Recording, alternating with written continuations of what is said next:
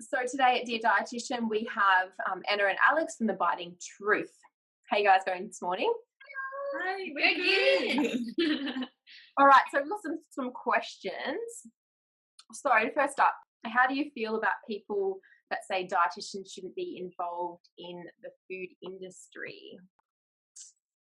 Oh God, look, I think Eye rolls. yeah, definitely. That's just an obvious one. Of course, dietitians should be involved in the food industry, and I think definitely a bit of a negative perception around there, especially when you see dietitians that work with, say, less healthy companies like McDonald's or something. But I think what we've found is the advantage a dietitian can give to any food company is invaluable.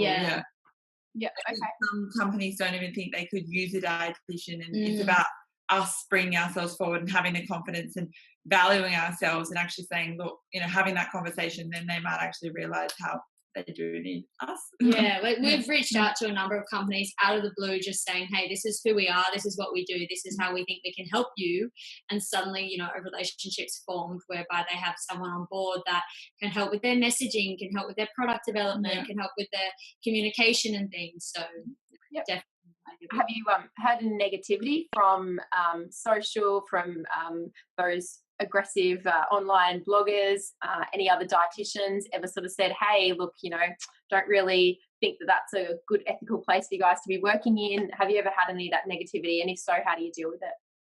Well, I think, firstly, when it comes to our business and aligning ourselves with food brands or different companies in the food industry, we're very, very careful about who we align ourselves with. We're not, as you can probably imagine, we get loads and loads of requests coming in wanting to partner with different brands, and we're very particular about who we're willing to work with, because at the end of the day, if we're going to align ourselves with another business or brand, then we really need to 100% believe in that product or the brand. And one little test we do with that is we always say to ourselves, if this was to be published on the front page of the Sydney Morning Herald, would we be happy to put our names behind it? And it's a really good thing to keep in mind, because unfortunately sometimes the companies that have more money are a little bit dodgy, or not saying that we'd be so willing to back. So there's definitely a bit, it can be a difficult decision, but staying true. Yeah, but I think in terms of, have we ever received any backlash? I think ultimately putting yourself out there on social media is opening yourself up to a can of worms.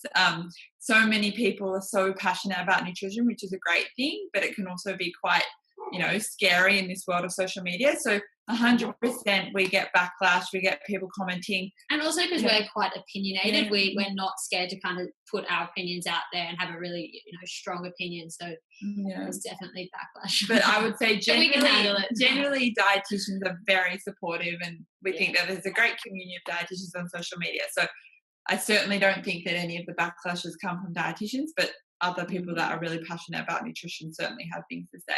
Yeah, and if they do, everyone's entitled to their own opinion. We have values behind who we partner with and what we do, and we stay true to that, and that's what's really important. Yeah, no, absolutely. I think if you guys are passionate and believe about what you're doing, then nobody else can take you down, I guess. So that's all right. So what would be your top tips for parents when planning a lunchbox for their children? That's a good question. Yes, diverted a bit. Top tips. Well, we always say get your kids involved. That's a really good tip, as much as possible, because I think the more kids are involved in putting together their lunchbox, the more likely they are to be, going to be to eat it in the end. So whether that's just saying, you can choose a piece of fruit, or which veggies would you like, or let's make a recipe together that will go in your lunchbox. What we've really found is that the more involved they are, the better outcome in terms of eating it. And not only does getting them involved make them more excited about food and interested in trying different things, I think it also helps to really tailor the lunchbox to the child. So, parents are obviously bombarded with so much different advice, and they're probably seeing these perfect lunchboxes presented and thinking, I should be making that for my child. But there is no perfect lunchbox, and I think parents can offer, as long as they're trying to get in those core foods, so some vegetables, some good quality whole grains, whether they're getting the veggies on the sandwich or some veggie sticks or something like that, it doesn't really matter. It's just about getting them in and making sure their child eats them. So, and some dairy and protein and things, fruit in there.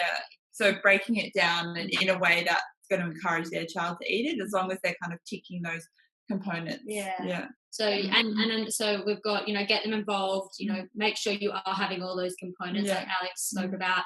Also, another one is actually having like small bite-sized finger food in there, because often if there's this sort of massive pasta or huge sandwich, it can be a bit overwhelming. And the bottom line is that most kids kind of want to eat and then go play. Food isn't usually their priority at school. So if you can have little, finger foods, small muffins, cut up things to make it easy for them that they can just eat a bit and go play, and it's less overwhelming. Yeah. And what is your stance on a packaged food item in the lunchbox compared to maybe those core foods? Because ultimately that's a big question from parents and us dietitians, then obviously have to answer those questions. What would you be saying about that? Yeah, I think there's definitely a place for those packaged foods in the lunchbox. So ultimately, as long as parents are really trying to get in a lot of those core whole foods, but we understand that parents are so busy in this day and age, and so relying on those core, those packaged foods at times is going to be needed. I guess it's just about educating parents as to how they can make smarter choices in the muesli bar aisle, for example, because there's so many different products and it can be really hard to know what they should be looking for. So that education is important. Yeah, they definitely shouldn't, people shouldn't be feeling guilty for having packaged snacks, because there's heaps of healthy packaged snacks and it's completely okay. But as much as possible, when you can make your own, go wholesome, fresh, that's always going to be the best option. Oh yeah, 100%. Like I'm more than happy to feed my daughter a cornetto or or give her a couple of Arnott's biscuits. I'm like, happy days, enjoy that. I'm happy with that. Excellent. All right, thanks guys. All right, what is the best and the worst things about working in corporate nutrition? Well, I think for us, the best thing about working in corporate nutrition is that it's a really good time to work in corporate nutrition. People more than ever are interested in their health and well-being and investing in it, and we're seeing companies are doing that because their employees want it. They're suddenly offering it. So we think that there's so much opportunity to get involved in this space, and you can do such an array of different activities and also influence hundreds to thousands of people. So I think that the opportunity of corporate is definitely one of the best things. And I think on that note of of what you can actually do, I think it's really, for us, it's been amazing. We've been able to get really creative in the way that we deliver our education. So we don't just stand up there with the 5 food groups and say we have to be eating more veggies. It's really, how can we deliver those key messages in a way that are really going to empower change in these people. So that's been really fun. Yeah, no, definitely. And it always involves free food. It's the key. And one of the worst things, or a challenge, I wouldn't say like it's the worst thing, but I say it's a challenge that's hard, is that I guess having to know, we have to know quite a lot of different nutrition information, so it's not really specializing in one thing. We always do Q&As as part of our sessions, and we could literally get asked anything from the ketogenic diet to pregnancy to coconut oil to sports nutrition. So it's really constantly challenges us to continue with our own research and building our own knowledge, which is definitely not a bad thing. It's really important, and this is a good way to force us to do it. But and you also come up against strong personalities face to face with people who might disagree with you, or their friend or brother told them XYZ, and it's I guess again it's about articulating and communicating what you're trying to say, and understanding where they're coming from and things. But that can definitely be a challenge as well. Yeah, 100%. Do you think maybe operating and running your business in a city is a little different in that respect? Do you think, say, if you've got dietitians who are living regionally, I was brought up and grown up in Wagga, which is 5 or 6 hours away from city like Melbourne and Sydney, that maybe those opportunities are a little bit harder to come by, or just think that it doesn't matter, it's a really good space, so we should just be trying to push the corporate in any area? I definitely think it would be a little bit harder. Like, it has really worked well for us that we are smack bang in the city, because, you know, meeting up with these clients face to face, developing that relationship has been really easy. But I don't think it's the be or end all. I think there's plenty of opportunities. We do webinars online, we develop content for corporate, so it's not all face to face that we do. And even if it's about targeting some much smaller businesses, so like working with the local council, for example, or different schools and things like that, like it might not be on as big a scale, but I definitely think there's opportunities. Yeah. Okay. Awesome. Fantastic. All right. What can you recommend to dietitians who are wanting to get more involved in the food industry? Like student dietitians or graduate dietitians? Yeah, any of the above.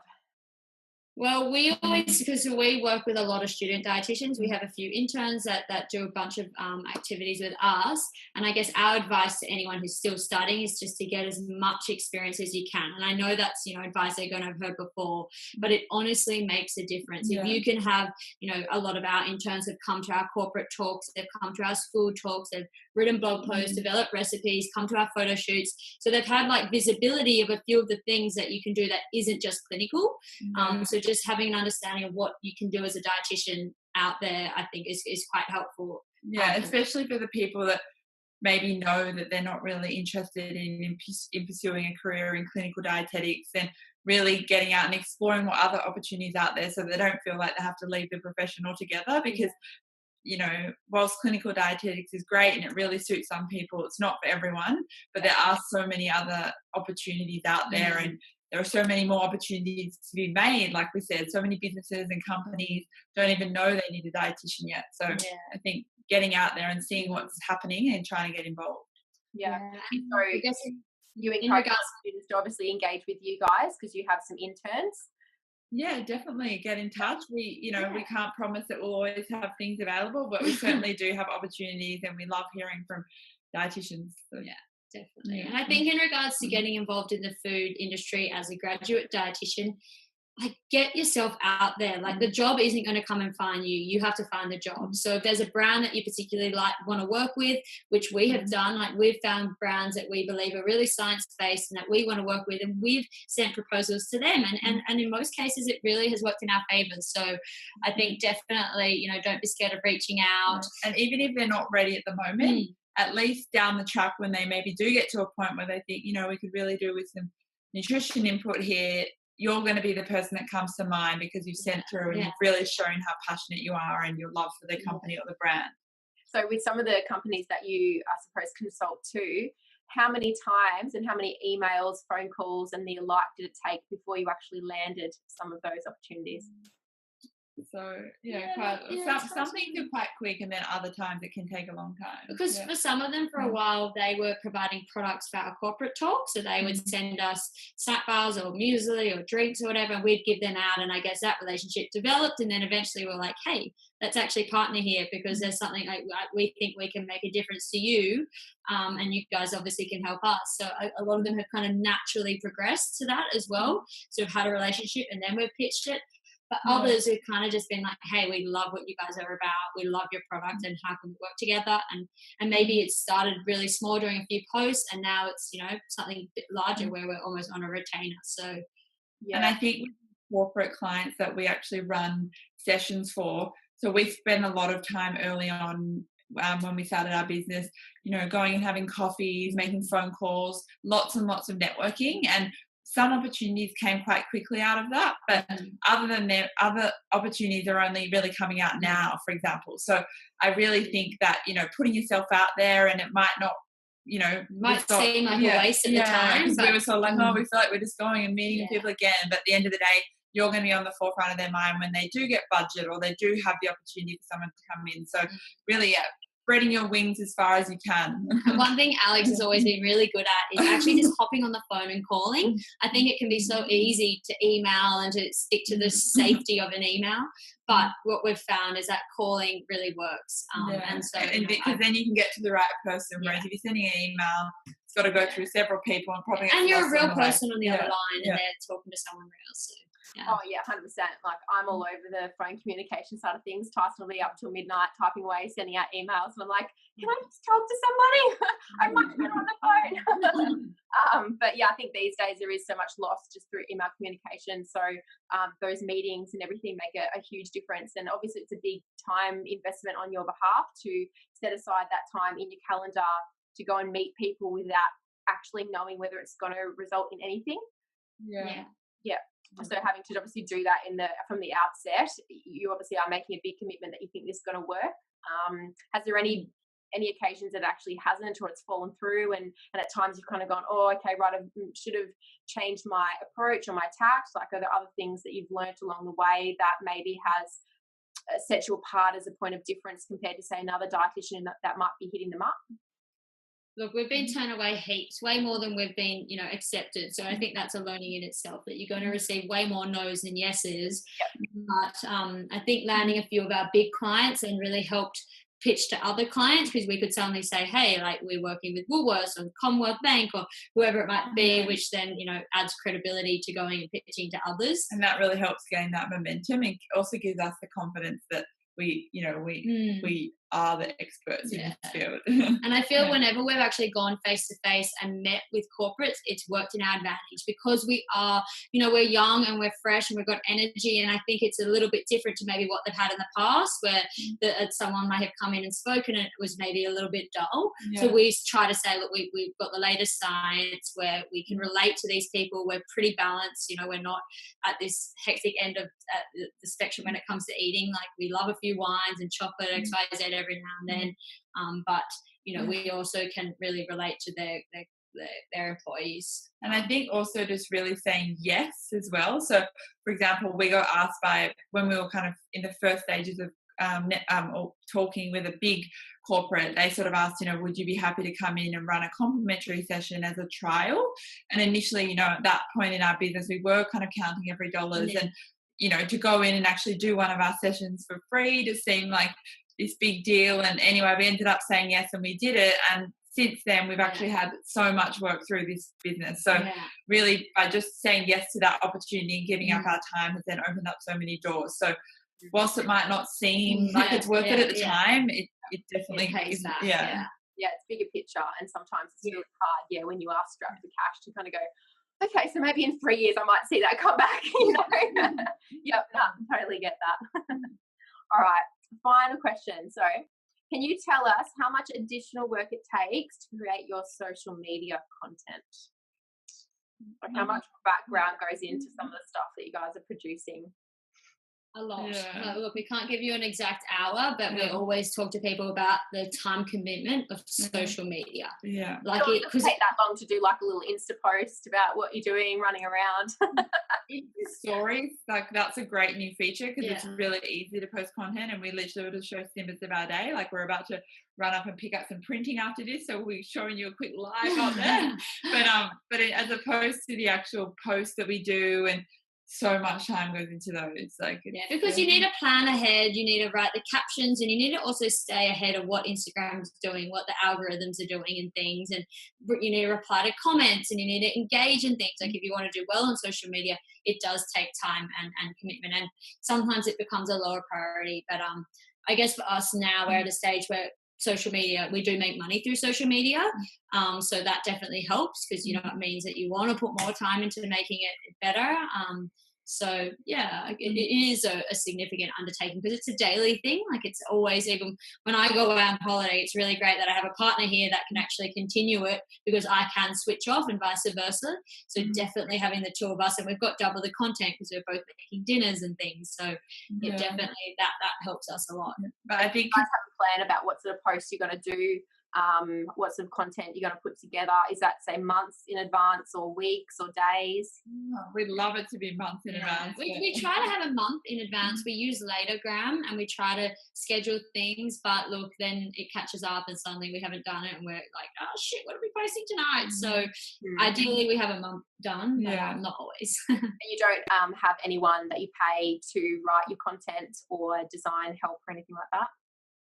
We do everything ourselves. We have a graphic designer that we use for a few things, but no, mainly we use Canva to do a lot of our sort of funny posts, whatever. So we do almost everything. We build our website ourselves. We do accounting. We do everything as much as we can ourselves. And that's been a really amazing and interesting journey in itself, because we're not just doing nutrition, you know, we're learning about how to run a business and all the other aspects, which is, really good.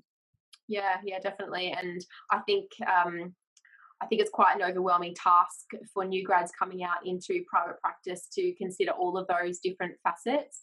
I know I've made so many mistakes over the last 10 years, particularly running businesses. I've made no money, I've lost a lot of money, I've wasted a lot of money. And as you would know, you've counted every single penny. It definitely isn't an easy road, but you guys are obviously doing a really, really good job. You're still in it. I think that is a definitive show for it as well too. Look, I want to say thank you to both of you again. It's just been an absolute pleasure to hear your story and your honesty. I think that's really interesting, and I don't think a lot of dietitians are actually working in this field. And certainly not showcasing all the different elements and the legit hard work that goes into the background of it. So you're doing a great job there. So thank you guys. Feel free again, everyone, to hit these ladies up if you do want some work experience. Sorry, I just, have batch students coming on you that want to learn from how to work in the media, consulting and the like. So make sure you follow us on Dietitian Life. We've got more content coming up, and stay tuned. Thanks, ladies. Thanks so much. Bye-bye. Bye.